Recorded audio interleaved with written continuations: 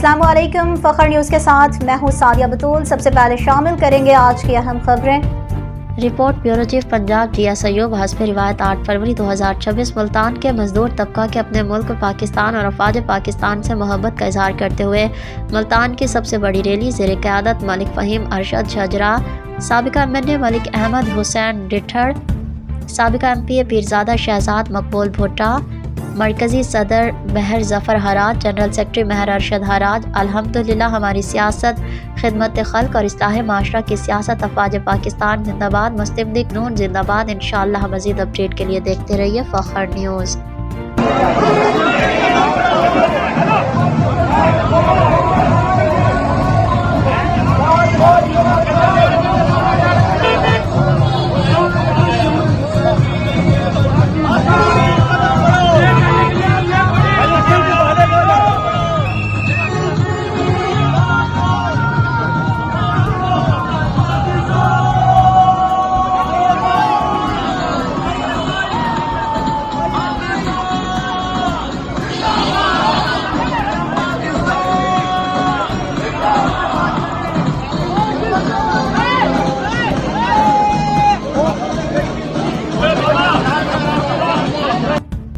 मज़ीद खबरों और अपडेट्स के लिए देखते रहिए फ़ख्र न्यूज़ HD।